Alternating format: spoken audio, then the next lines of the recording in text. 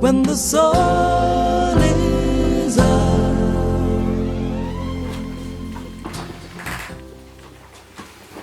Hi and welcome to my brand new episode of book review video series. In today's video I'm going to be reviewing Khaled Hosseini's two books. Now Khaled Hosseini, as of today, as of this point, has published 3 standalone novels. His first was titled The Kite Runner, right? Published in some time, 2003. And then after that came 1,000 Splendid Suns. And then in 2011 he published And the Mountains Echoed. Instead of doing a video review of each book, I decided I was going to do 2 books, The Kite Runner and the Mountains Echoed, because these are the books that I've read. I haven't read the one in between. As you can see, it's still in a sheet here, wrapped in a plastic bag. I haven't opened it. Yeah, so firstly I'm going to talk about The Kite Runner. So as the title implies, The Kite Runner is a book about kindred, friendship, betrayal, courage or the lack of it, and the main characters are it starts out with 2 boys, who one is named Amir and the other one is named Hassan. So Amir is the son to a very well regarded man in Kabul. His name is often referred to in the book as Baba. And Hassan, the other boy, is the son to a man, a servant, Baba, a servant, referred to as Ali. So later on we find out that Hassan, the Hazara boy, is actually the Kite Runner. The first time that I read this book should have been sometime in 2017, 2018. I didn't finish it, so I read it halfway, then I decided, then I put it away. I couldn't finish it, I don't know why. And then I skipped to the 3rd book. This one I read straight out, throughout. And personally, I like this one more, right? And then, so after reading this, I went back to this and I finished it. And then after finishing this book, I went to, there's a book over here, it's by Salman Rushdie, it's titled Midnight Children. I figured out that actually Khaled Hosseini is he borrows in some way from Salman Rushdie, and he is inspired by Salman Rushdie. The themes in The Kite Runner are about, like I said, friendship, kindred, and betrayal, and exile too. And Afghanistan's got it's got an emotional point of view. It's got a cultural point of view, political point of view, and also a religious point of view. For the themes, for example, it starts out with underlying a motif that's spread out throughout the book. It's a scene where the 2 boys are running kites, competition, not running kites, they were flying kites. There was a competition in Kabul, and Amir is a child who's been trying to prove himself to his dad. So his dad tells him, what do you think would happen if you win the competition? So he actually does win the competition, thinking his dad will like him more, which he does, but it was at the expense of Hassan. So kite running is, in the book, it's described as a situation where when you're flying kites, you're to win the competition, you're supposed to be the last person standing.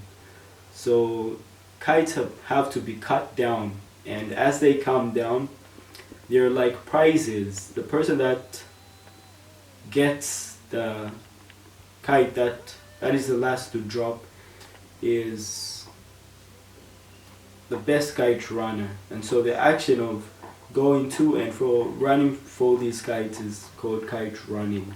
The book starts out by pointing out these differences between ethnicities. Amir is a Pashtun, so is his father, and Hassan and his father Ali are Hazaras. And so one ethnicity is considered more superior to the other. The Pashtuns are more superior to the Hazaras, and you can notice that the treatment between the two is different. And with regards to a political point of view, Khaled Hosseini paints a picture of how the political climate in Afghanistan before the monarchy fell, and before the Russians invaded, and before the Jihad and Talibans. So if you're really paying attention, you'll notice that he paints this political climate very thoroughly. And in addition to doing that, he also shows the cultural point of view. My summary of the Kite Runner would be as follows. According to the way the events have been presented in the book, according to the chronological order of the book, Amir, who at this point in his life is an author and married, receives a phone call from his father's friend, whose name is Rahim Khan. And Rahim Khan asks Amir to go back to Afghanistan and asks him to atone for his past, right? So here we have an older Amir who gives us a very short narrative and then switches to a younger Amir who tells us of his time growing up in Afghanistan with Hassan, right? So we have that point in time, and then we have another that shapes the story, the kite competition, and we have Hassan is raped by Asaf, and Amir doesn't do anything about it. And so because he can't do anything about it, he begins to hate himself, and he does some things that make Ali and Hassan be so pushed to the point they decide to leave the house, right? So after that, we have another point where we have Amir and his father Baba move to the United States. Baba, right before he dies, he manages to negotiate a marriage for Amir. Now Amir finds out his wife cannot conceive, but isn't really bothered by it. Meets Rahim Khan. Rahim Khan comes clean, tells him Hassan is actually his brother. And we come to find out that Hassan at this point has already been assassinated by the Taliban, and he's left a little boy behind whose name is Soharab. And the task that Rahim Khan asks or gives to Amir is that of moving the little boy to a better home, an orphanage. But that's actually, the orphanage actually doesn't exist. So fast forward, Amir adopts the little boy, but through the process of adoption, a lot happens with the little boy to the point where he tries to create a relationship of trust with the little boy, but because of some of the things that have happened to the little boy, like his father the little boy has been molested also. So it's called trust issues, right? So and also because Amir makes a couple of promises that are broken, that really do not come to fruition. And so the little boy thinks he holds back a little. So Harabi holds back a little. And at one point attempts suicide. So we have a situation where they go back to America, and the book ends with Amir and Hassan's boy, Soharb, flying a kite at an event. And the phrase and the motif, the words that were repeated in this book were, at the very beginning we have a phrase that Hassan repeatedly tells Amir. He says, "For you, a thousand times over, it's a thousand times always," something like that. The book ends with Amir telling those words to Hassan's little boy. Yeah, although it's not necessarily a happy book, it's actually a very sad book. And yeah, the ending isn't a happy one, but it's an ending regardless. So it's my summary and of the Kite Runner. Later on in the video, I'm going to talk about the similarities, especially between the characters in this book and the characters in this book. So moving on to And the Mountains Echoed. In the second part of this video, I'm going to talk about the third book by Khaled Hosseini, and the second book that I read, and it's titled And the Mountains Echoed. And here, this is a hardback book, but when you open it and when you look at the front page over here, there's an image of a feather, and this feather, later on in the book, you're gonna find that it holds a lot of significance.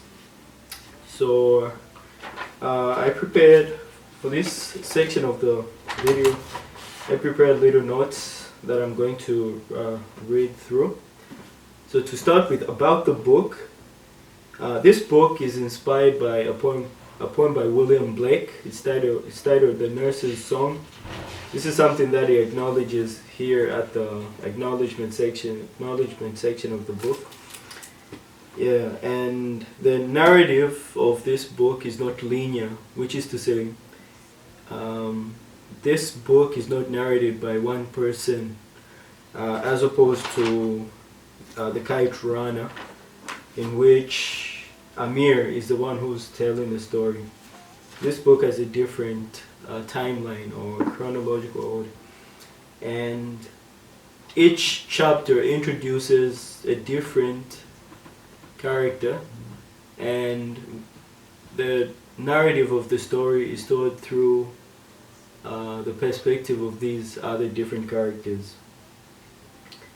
And the book, the way that it starts with a very long metaphor. This is something that I actually figured out during my second read. It starts with Pari. The characters, actually, although the book is not linear, although these perspectives are from different characters, the backbone of the book is the story of Abdullah and Pari. So there are two characters. Abdullah is the oldest, about 10. Pari is 3. And their father, whose name is Sabo, he is trying to sell Pari to a family in Kabul. They're called the Wadatis. And so a night before their father takes them to Kabul, he tells them a story about a certain village, a fictional village, and about how it was affected by drought. So this story that he tells them, it's like a precursor, it's like an atonement. He tries to atone for what he's about to do. So the characters in the book, like I said before, I like this book more because the characters are more complex. And you got Pari, there's Abdul, their daddy Sabo, their stepmother Pawana, who has a twin sister. This happens in the first chapter. In the second chapter, you've got their uncle Nabi, who is the brother to Pawana, one of the twins. And then there's Masoma. Masoma is the other twin. And then the Wadati couple. These are the rich couple to whom Pari, the little girl, is sold to. The woman, Mrs. Wadati, her name is Nila. And later on in the book, we find that she abandons her husband because he develops an illness, and she takes Pari with her and goes to Paris. Yeah. And then the other characters are two cousins, Idris and Tumar. And then as the book approaches the end, we have Marcos and his friend Talia, like a Greek friend or something. Yeah. Some of the themes in this book that you're gonna find when you read this book, you're gonna find themes on abandonment, on betrayal, on guilt. For example, when Pari is sold by her father, and also Mrs. Wadati leaves her husband. And there are also themes on secrecy. For example, Pawana, the two twins, is Pawana and Masoma. And amongst the two, Masoma was the prettiest. She was better, she was more good looking than her other twin sister. So there's an instance in the book where they're on a, can't remember if it's a swing or it's a brunch, and because Pawana is filled with jealousy because people like Masoma more because of how she looks. So Pawana pushes her off a branch. And also the feather that I talked about. This is a theme. When Pari and Abdullah are little children, they collect feathers and put them in a tin. So after Pari is sold and Abdullah decides to leave, he takes a little tin with him up until he becomes older. Also, this book touches on sexuality. Like, they're different. Some of the characters have a different sexual orientation. For example, Mr. Wadati is not heterosexual, he's homosexual. He secretly likes Nabi, and this is something that his wife, Mrs. Wadati Nali, knows, but Nabi doesn't know up until when he becomes his caregiver. Yeah, so this is what I meant by secrecy. Now I would like to talk about the similarities between the two books. So both books have got themes on companionship. For example, also like kindred, companionship, Amir and Hassan in the Kite Runner, and then Pari and Abdullah in And the Mountains Echoed. And then there are these patriarch figures like Baba in the Kite Runner, very strong man. And then there's Pari's dad, who is also like a patriarch figure. And Adele, later in the book we meet a character whose name is Adele, who finds out that his dad is like a warlord. He's accumulated a lot of wealth, and he meets a certain boy outside his yard who tries to let him know that your father isn't the man that you think he is. But because Adele is very blinded, he doesn't want to believe it. So the third similarity that I found in the two books, there are these matriarch figures and how most of them are like they die. In the Kite Runner we have Amir's mother, who dies shortly after giving birth to Amir. Same thing happens in the Kite Runner. We have Pari's mom also dies, and then Pawana's sister, the pretty one who becomes a paraplegic, because she feels as though her sister is wasting away her life, she asks that Pawana takes her into a desert so that she can die, and so that Pawana can be free. Yeah. And also Nali is a person who's discontent, like she's insatiable. So that leads also to her death. Like she becomes addicted to alcohol, she abuses drugs.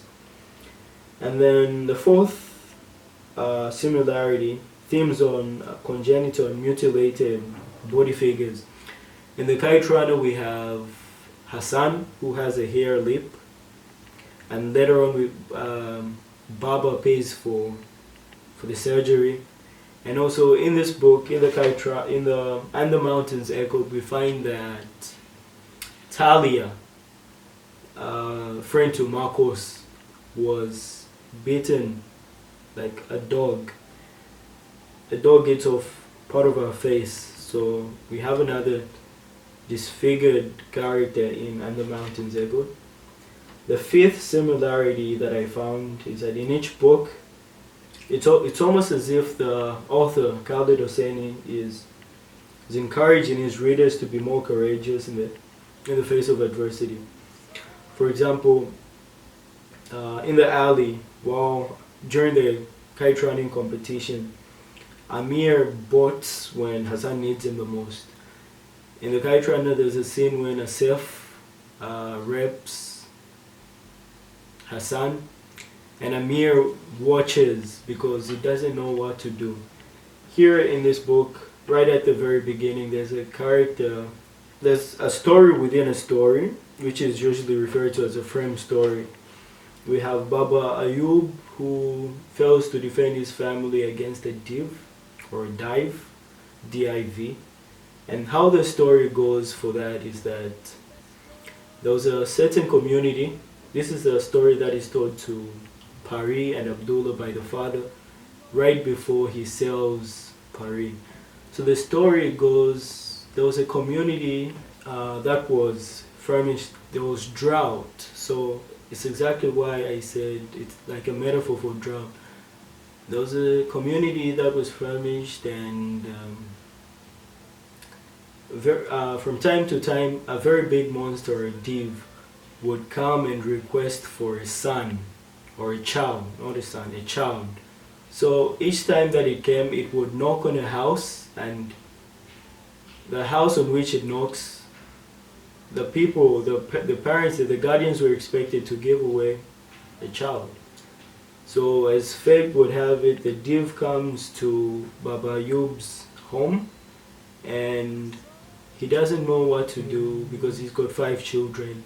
So my conclusion for both books is that as much as both of these books they're filled with painful moments, the underlying message is, at the very core of these books, you find that they're actually love stories, and not the romantic type of love. It's a different type of love, like overcoming. Even though you find that there's betrayal, there's a different side to it also. So yeah, this is what you're going to find in both books. So this is The Kite Runner, and this is Khaled Hosseini's And the Mountains Echoed. Thank you for watching my review video. Bye-bye. Everyone is forgiven. The first people to meet you are your family. Mama Weenie signs you in on the register. Stephen Hawking walks you to your seat. And then there's Bright Hughes standing next to Gugu, watching Lulu Ghana rock a set in Zulu, performing Let Them Bulus, not yet Uhuru. The Nelson Mandela comes to express Ubuntu, and then Simba introduces Flab, but they come raps on a mashup of 5 and 2 Park Stock Mansion, and Biggie Small spits a verse from one of his anthems, chorus by Brenda Fassie and Michael Jackson, and all you see is Reva dancing, Ashley Kelly acting, shoes Mushwe Wu driven them past them, trying to score 10 goals, but then Senzo will catch it. It's now a bash as the sound blasts a brown dash hit, then that's it, the party is lit, everybody is sit. Robin Williams does a comedy skit, and then Mendoza will probably spit over a level, my toss, a melodical hit. That's my version of heaven.